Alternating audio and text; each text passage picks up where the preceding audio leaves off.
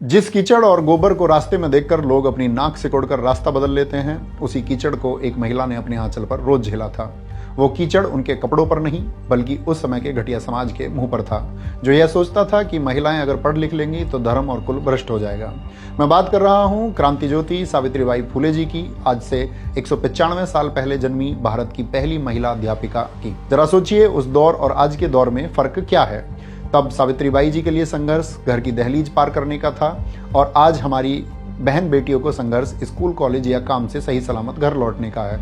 तब सावित्रीबाई जी ने जिन पत्थरों का सामना किया था, वो पत्थर आज तानों, छेड़खानी और घरेलू हिंसा में बदल गए हैं। फर्क सिर्फ इतना है कि तब दुश्मन वो अनपढ़ थे जो कीचड़ फेंकते थे, और आज दुश्मन वो पढ़े लिखे जाहिल हैं जो हाथ में डिग्री लेकर भी औरतों को सिर्फ उपभोग की वस्तु या घरेलू गुलाम समझते हैं। सावित्रीबाई जी ने 1848 में अपनी सहयोगी फातिमा शेख जी के साथ, जो भारत की पहली मुस्लिम शिक्षिका थी, पुणे महाराष्ट्र में महिलाओं के लिए पहला स्कूल खोलकर लड़ाई लड़ी थी कि बेटियां किताब पकड़ सकें।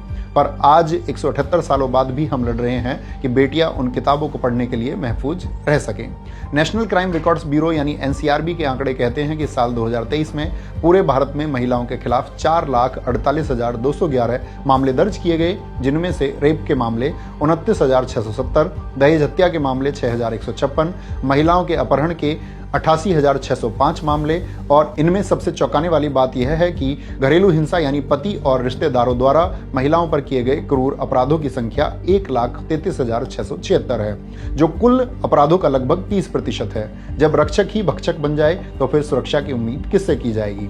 वर्ल्ड इकोनॉमिक फोरम की ग्लोबल जेंडर गैप रिपोर्ट 2025 कहती है कि हम 148 देशों की लिस्ट में 131वें नंबर पर हैं। हम सूडान और पाकिस्तान जैसी कतार में खड़े हैं। क्या यही विश्व गुरु की पहचान है? हमारे यहाँ महिला सुरक्षित महसूस करना तो दूर, अपनी मर्जी के कपड़े पहनने या अपनी मर्जी से कहीं आने जाने और शादी करने के लिए भी समाज से परमिशन मांगती है। यही वो खाई है जिसमें सावित्रीबाई जी का सपना कहीं दब गया है। आज भारत की आबादी 140 करोड़ पार है, जिसमें लगभग आधी आबादी 48% से ज्यादा महिलाओं की है।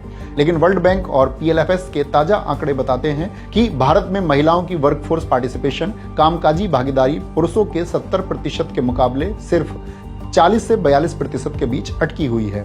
IMF इंटरनेशनल मॉनेटरी फंड कहता है, अगर भारत की महिलाएं पुरुषों के बराबर काम करें तो देश की जीडीपी में सीधा 27% का उछाल आ सकता है। हम नारी शक्ति के नारे लगाते हैं, लेकिन दुनिया के सबसे बड़े लोकतंत्र की संसद में आज भी महिलाओं की भागीदारी मात्र 13 to 14% है।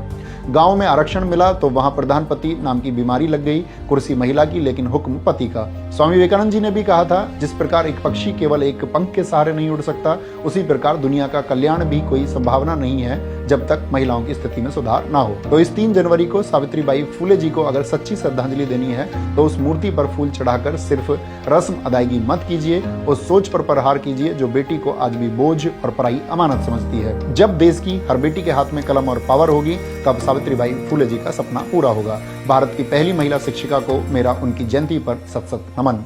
जय हिंद, जय भारत, जय मां सरस्वती।